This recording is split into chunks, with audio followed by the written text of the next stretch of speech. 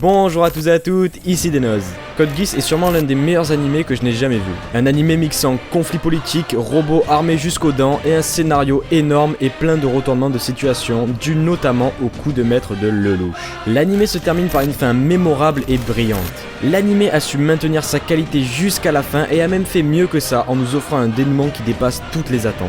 De plus, Code Geass se termine en laissant au spectateur la liberté de construire sa propre interprétation de sa fin, ce qui pour moi rapproche cette conclusion de la perfection. Le combat et les aventures de Lelouch étaient finis et Code Geass était bouclé jusqu'au jour où, pour le 10e anniversaire de l'animé, on nous annonce une 3e saison. Cette 3e saison est nommée Code Geass Fukatsu no Lelouch, que vous pouvez traduire en Code Geass Lelouch de la résurrection. Pour ma part, je trouve que le simple fait de produire une 3e saison ruine une grande partie du personnage de Lelouch et de l'animé, notamment sur sa fin, mais j'y reviendrai plus tard. Quand j'ai su que Code Geass allait recevoir une 3e saison, ma première réaction a été de me demander s'il y avait un réel intérêt, mis à part l'argent, de vouloir relancer un animé vieux de 10 ans et qui se termine d'une manière vraisemblablement parfaite. Pour être honnête avec vous, j'espérais que cette saison soit un préquel ou une sorte d'histoire annexe qui apporterait des réponses à Code Geass, mais le trailer de la résurrection de Lelouch vient nous confirmer que les événements de la 3e saison se passent après ceux de la seconde.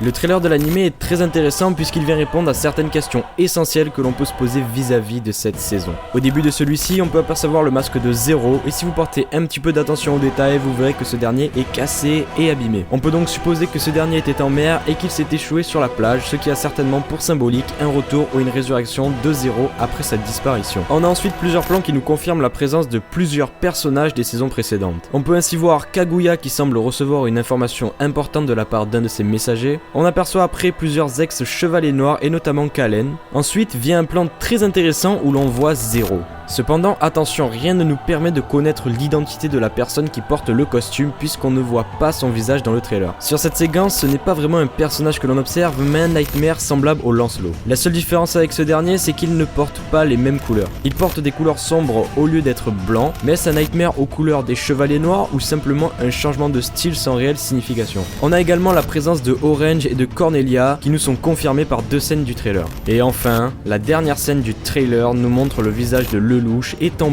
bien vivant et possédant son Geass. Lelouch est de retour après sa soi-disant mort à la fin de la saison 2. Je vous en ai un petit peu parlé tout à l'heure, mais l'annonce de cette 3e saison et le fait que Lelouch soit en vie, et pour le coup on en est sûr à 100% grâce au trailer, gâche un des aspects pour lequel Code Geass est un excellent animé, c'est le sacrifice ultime de Lelouch.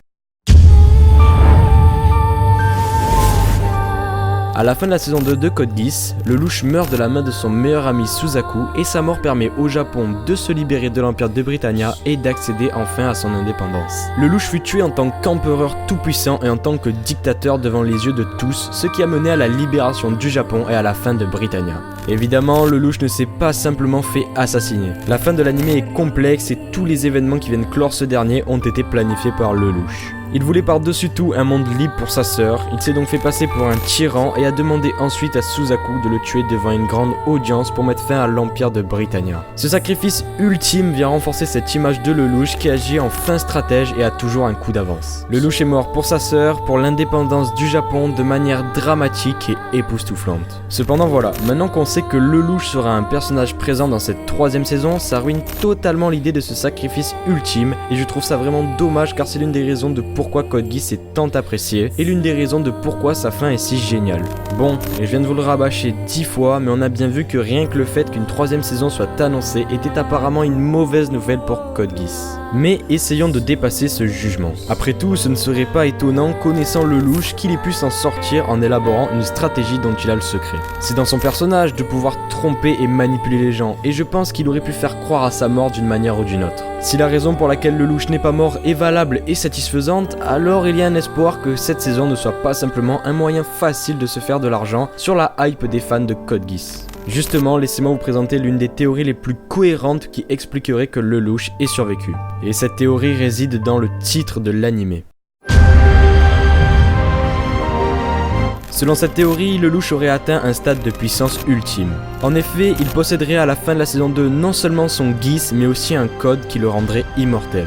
Ce qui ferait de lui le détenteur du code Geass. Laissez-moi donc vous expliquer comment le louche aurait atteint ce stade. Tout d'abord, ce qu'on sait, c'est que le Geass est un pouvoir qui est acquis en passant un contrat avec un détenteur du code. Et pour rappel, le code rend celui qui le possède immortel, comme ne le prouve par exemple Shih Tzu qui ne meurt pas après une balle dans la tête. Shih Tzu est donc immortelle et elle passe des contrats dans le seul but de pouvoir enfin mourir un jour. En effet, le seul moyen de tuer un détenteur du code est de le tuer à l'aide d'un Geass évolué et plus puissant, un Geass aux 2 yeux. Et justement, on sait que le louche atteint bien ce stade à un moment de l'anime. Ayant son Geass évolué, on peut donc supposer que le louche obtient un code en tuant Charles. Mais alors comment être sûr que le louche obtient bien son code puisqu'on ne nous précise pas ce qui se passe lorsqu'un détenteur de Geass tue un détenteur de code avec qui il n'a pas passé de contrat. S'il avait tué Shih Tzu, il aurait récupéré son code, mais comme il n'a pas passé de contrat avec Charles, on ne sait pas vraiment ce qui peut se passer. Et bien dans l'anime, il y a bien quelque chose qui peut nous prouver que le louche a obtenu le code de Charles. En effet, lors de l'activation du code, si quelqu'un touche le détenteur de ce dernier, cette personne pourra voir les souvenirs de celui qui possède le code. Cette affirmation est vérifiable dans une scène précise de l'anime. Lorsque le louche touche Shih Tzu pendant que cette dernière active son code, il est en effet capable de voir ses souvenirs. Cela expliquerait donc également pourquoi Nunnally voit les souvenirs de le louche lors de sa mort, c'est tout simplement car lorsqu'elle touche le louche, son code est en train de s'activer. Le louche aurait donc bien gardé son Geass tout en ayant le code de Charles le rendant immortel. Le louche serait ainsi en possession du code Geass. Et franchement, si l'explication de la survie de Lelouch se rapproche de cette théorie ou est au moins tout aussi classe et cohérente, je veux bien donner une chance à la 3e saison.